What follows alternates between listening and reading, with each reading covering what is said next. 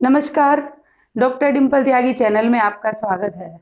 आज हम इस वीडियो में बेटा जो बहुत ज़रूरी आपका टॉपिक है कक्षा 10वीं का विज्ञापन, ये 5 नंबर का आता है बेटा एग्जाम में, वो इसमें सीखने वाले हैं। तो मुझे आशा है मैं सिखाऊंगी, आपको अच्छे से समझ आएगा। ठीक है बेटा, तो शुरू करते हैं। चलिए कि विज्ञापन की पहले परिभाषा जान लेते हैं कि विज्ञापन होता क्या है। ठीक है, विज्ञापन कहते हैं किसी भी उत्पाद, उत्पाद समझते हो, कोई वस्तु मार्केट में जिसे हम बेचना चाहते हैं, तो उस उत्पाद को बेचने के लिए, विचार दूसरों के सामने प्रस्तुत करने के लिए या सेवा का मौका देने के लिए, ठीक है, इत्यादि जो बातें हैं उनको प्रचारित प्रसारित करने में प्रयुक्त, मुद्रित माने छपी हुई, अथवा मौखिक साधन माध्यम से जो हम प्रस्तुत करते हैं चीजों को, वो विज्ञापन कहलाता है। समझ में आ गई आपको?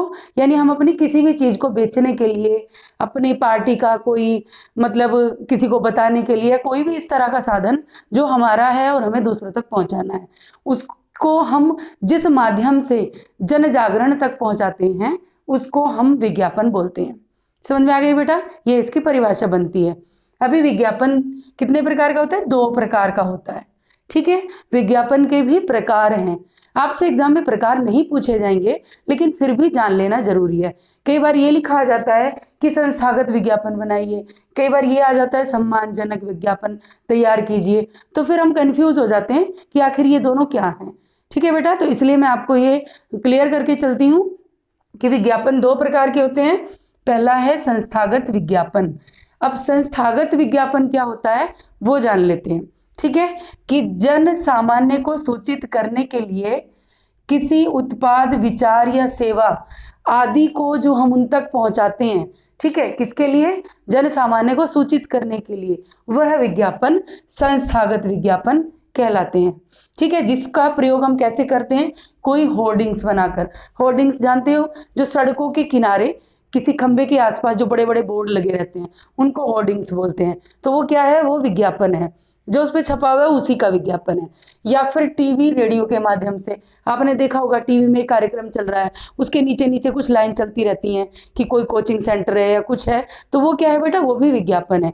ठीक है, रेडियो है, रेडियो में कोई प्रोग्राम आ रहा है, उसके बीच में ही किसी का ऐड आ जाता है, तो वो क्या है बेटा? विज्ञापन है। तो ये चीज समझ में आ गई। तो संस्थागत विज्ञापन कैसे होते हैं?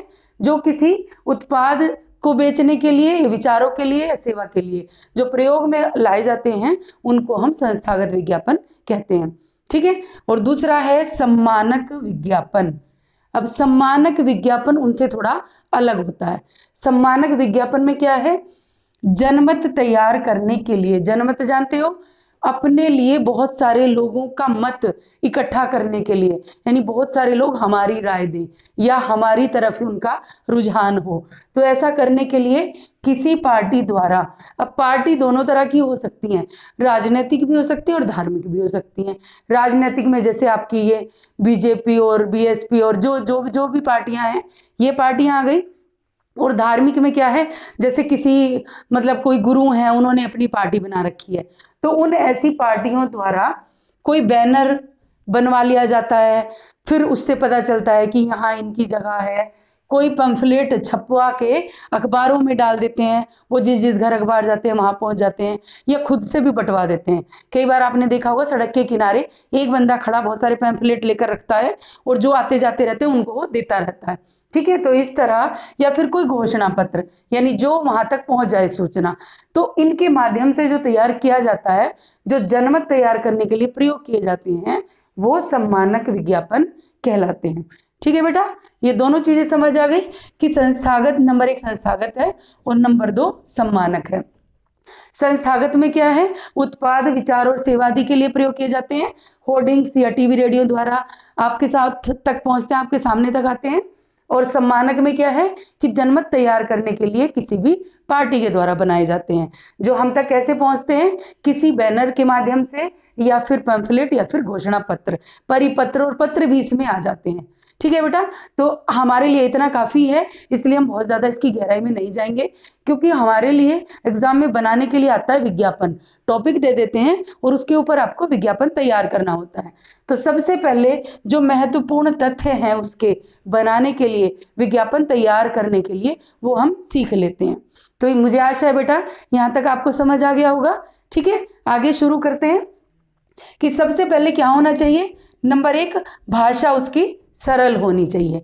किसकी? विज्ञापन जो आप तैयार कर रहे हो, भाषा कैसी हो? बिल्कुल आसान भाषा होनी चाहिए जो हर किसी को समझ में आ जाए। दूसरा क्या है कि वर्ग के अनुरूप होनी चाहिए भाषा, कि मान लीजिए आपने छपवा तो दिया अंग्रेजी में और वहां पढ़ने वाले हिंदी भी अच्छे से नहीं जानते, तो फिर उसका फायदा क्या है विज्ञापन का? तो किसके अनुसार होनी चाहिए? जैसे लोग वहां पर रहते हैं, जिस वर्ग के लोग वहां पर रहते हैं, उन्हीं के अनुसार उस विज्ञापन की भाषा होनी चाहिए। तीसरा, उपभोक्ता के लिए लाभदायक का वादा होना चाहिए, कि मानो आप जो जिस उत्पाद का आप विज्ञापन दे रहे हो उसको उपभोक्ता क्यों खरीदे। उपभोक्ता मतलब उपभोग करने वाला, कि मान लीजिए आपने पेन बेचना है और मैं चूंकि पढ़ती हूँ और लिखती हूँ तो मुझे पेन की जरूरत है, तो आपका पेन मैं क्यों खरीदूं? समझ गए? तो मुझे जहां लाभ मिलेगा मैं वहां जाऊंगी लेने के लिए, अच्छा भी हो और सस्ता भी हो। तो उसमें लुभावनी भाषा का प्रयोग होना चाहिए, यानी आपका जो मतलब वस्तु है, उत्पाद है, उसको उपभोक्ता क्यों खरीदे, इसलिए उसमें लाभ का वादा होना चाहिए। फिर चौथे नंबर पर आता है उपभोक्ता की रुचि के अनुकूल होना चाहिए। मतलब अगर मेरी इच्छा अनुसार कोई चीज नहीं है तो ना मैं उसको देखूंगी और ना मैं उसको खरीदूंगी। तो उपभोक्ता की रुचि के अनुसार होना चाहिए, उसी की इच्छा अनुसार अगर होगा विज्ञापन तो वह खरीदेगा जरूर। समझ गए बेटा? हम मान लीजिए जरूरत तो है हमें पढ़ने की, और विज्ञापन में हम देख रहे हैं, विज्ञापन हमारे सामने आ गया ये नर्सरी का, पौधों का, तो मुझे पौधे का क्या करना है? अब अगर मेरे लिए किताब का, पेन का, पेंसिल का, रबर का, कटर, इन सब का आएगा तो मेरे काम की चीजें हैं, उनको मैं देखना ज्यादा पसंद करूंगी। ठीक है बेटा, तो इसलिए उपभोक्ता की रुचि के अनुकूल होना चाहिए। और पांचवा है जो बड़ा महत्वपूर्ण है, रंगीन तस्वीर उसमें जरूर होनी चाहिए। कि मान लीजिए आप पेन का विज्ञापन बनाते हैं, तो अगर उसमें पेन की तस्वीर आपने नहीं बनाई तो अब आप मानकर देखिए कि दीवार पर बड़े बड़े विज्ञापन छपे होते हैं, उसमें अनपढ़ लोग भी वहां से गुजरते हैं और पढ़े लिखे भी गुजरते हैं। अब अनपढ़ के लिए तो वो चीज काला अक्षर भैंस बराबर हो जाती है। अगर वहां पर पेन छपा होगा, किताब छपी होगी, कोई जो चीज बेची जा रही है वो छपे होंगे, तो अनपढ़ व्यक्ति भी पहचान लेगा कि ये जो एड दिया है, ये जो विज्ञापन दिया है, ये इस चीज का है, इस वस्तु का है। समझ में आ गई बेटा? पढ़ा लिखा तो पढ़ लेगा, लेकिन चूंकि सबके जन सामान्य के लिए है, इसलिए सबको वो चीज समझ आनी चाहिए। तो फिर क्या करना है आपको? रंगीन तस्वीर उसमें उस विज्ञापन की आपको जरूर बना देनी है, किसकी? जो आपको एग्जाम में बनाने के लिए मिला है। अब नेक्स्ट सबसे और भी मुख्य बात है बेचने वाले का पता, कि अगर हमने विज्ञापन दे तो दिया, ठीक है, लेकिन उसमें अपना एड्रेस नहीं डाला और उनको वो चीज अच्छी लगी खरीदने वालों को, तो वो खरीदेंगे कहाँ से? इसीलिए बेचने वाले का पता भी उसमें सबसे नीचे जरूर होना चाहिए। तो अब ये बेटा चीज समझ आ गई आपको कि क्या होनी चाहिए? भाषा सरल होनी चाहिए। दूसरा, वर्ग के अनुरूप होनी चाहिए। तीसरा, जो उपभोक्ता है उसको लाभ का वादा होना चाहिए। फिर चौथा है उसी की रुचि के अनुकूल होना चाहिए। फिर 5 है रंगीन तस्वीर जरूर होनी चाहिए। और छठा क्या है? उसमें आपको बेचने वाले का पता भी ऐड करना पड़ेगा। ठीक है बेटा, तो ये चीज समझ में आ गई आपको? तो अब आपको लगता होगा कि ऐसे हम कैसे बनाएंगे, तो चलिए आपकी समस्या का समाधान भी कर देते हैं। मैं आपको एक विज्ञापन इधर बना के दिखा देती हूँ। ठीक है बेटा, तो चलिए हमने एक विज्ञापन बना लेना है। सबसे पहले हमें क्या करना है? एक ब्लॉग बनाना है। ठीक है, इस ब्लॉग को बना के हमने जो भी बातें करनी है अब इस ब्लॉग के अंदर ही करनी है, इसके बाहर हमें कुछ नहीं लिखना। इसके बाहर हमें सिर्फ लिखना है तो विज्ञापन। विज्ञापन चूंकि आपका टॉपिक है, अब किस टॉपिक पर बनाना है वो आपको इस ब्लॉग में लिखना पड़ेगा। समझ में आ गई बेटा? तो इस ब्लॉग में क्या लिखना पड़ेगा आपको कि मान लीजिए, चलिए पेन का ही बना लेते हैं हम।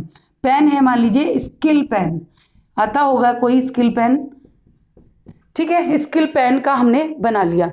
अब मैं स्किल पेन की बात नहीं करती हूँ, मैं बात करती हूँ आपसे अपने चैनल की। ठीक है, तो चलिए हमें विज्ञापन देना है अपने चैनल का। अब चैनल के नाम लिखेंगे हम डॉक्टर डिंपल त्यागी चैनल। ठीक है बेटा, ये आपने नाम इस पे लिख दिया बीच में। अब हम ऐड करेंगे इसका कि हम ये विज्ञापन कैसे बनाएं। तो डॉक्टर डिंपल त्यागी हो गया। उसके बाद हमें क्या करना है, इधर चैनल के लिए हमें कुछ नहीं इसमें फोटो बनानी। चैनल के लिए फोटो इसलिए नहीं बनाएंगे कि चैनल की फोटो होती कैसे है। ठीक है, फिर हमें इसकी अच्छाई बतानी है, क्योंकि 25 से 50 शब्दों के बीच आता है, ये आपको मालूम रखना है। 25 से 50 शब्दों में ही लिखना है आपको इसे, समझ गए। इससे ज्यादा वर्ड लिमिट आपकी नहीं होनी चाहिए। अब हम क्या करेंगे कि यहाँ पर सारी समस्याओं का समाधान, समस्या मतलब कोर्स से संबंधित, सारी कोर्स से संबंधित, अब आगे नहीं ले जाना है आपको, समस्याओं का समाधान। ठीक है, फिर क्यों पढ़े हम इसे, सरल भाषा में है, सरल भाषा में है। ठीक है, फिर आगे कि अगर हम पढ़ते हैं तो आगे फायदा क्या होता है कि फिर इसको हम किसी और तरीके से लिखेंगे। फिर हम लिख सकते हैं आगे कि पढ़ेंगे तो 95% पार होंगे। समझ में आ रहा है आपको? ठीक है बेटा, फिर अब ये पढ़ना कहां पर है ये बताना है। तो इस ब्लॉक में ही नीचे आपको एक पार्ट करना पड़ेगा। अगर आपका मैटर इतने में हो जाता है तो इसी में पार्ट करिए। नीचे संपर्क सूत्र आपको लिखना है, संपर्क सूत्र। ठीक है, अब संपर्क सूत्र में क्या करना है, जगह का नाम लिखना है। अब संपर्क सूत्र में हम अब दे सकते हैं, मान लीजिए यूट्यूब जैसे भी आप लिखते हो, और चैनल का नाम डॉक्टर डिंपल त्यागी चैनल। ठीक है बेटा, ये है संपर्क सूत्र। अब जब हम YouTube पे ये डालेंगे तो चैनल खुल जाएगा, और उसके बाद आपको आपके विषय से संबंधित, हिंदी से संबंधित जितनी भी 9th से लेकर BA MA तक की जो भी हिंदी की चीजें हैं वो आपको वहां पर मिलेंगी। तो ये समझ में आ गया। ये तो चलिए मैंने बात की है चैनल की। अगर आपको लगता है कि चैनल जैसा विज्ञापन आपके एग्जाम में नहीं आता है तो चलिए अब हम बात करते हैं पेन की। ठीक है बेटा, तो ये चीज समझ में आ गई, मुझे लग रहा है कि आपको आ ही गई होगी, लेकिन फिर भी चलिए मैं बता देती हूँ, एक पेन के बारे में भी बता देती हूँ कि पेन अभी हम लिख रहे थे स्किल पेन।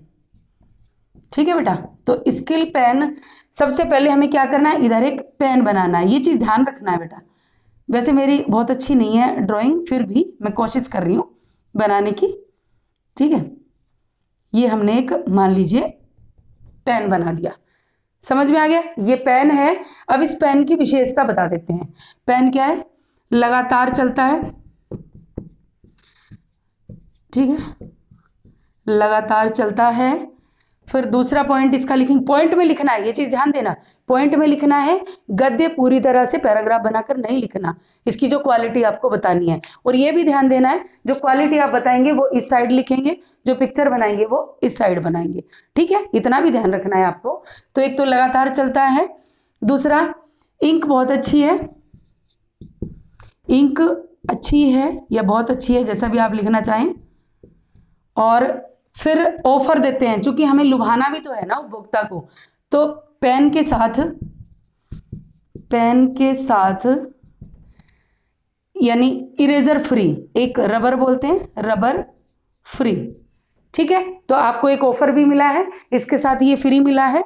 उसके बाद अगर कुछ और भी हो सकता है, यानी एक पेन के साथ एक पेन और फ्री, या 2 पेन के साथ एक पेन और फ्री, सब पहले आओ पहले पाओ। ठीक है, अब इसमें यह भी हो सकता है पहले आओ पहले पाओ। ठीक है, ये बात समझ में आ गई आपको।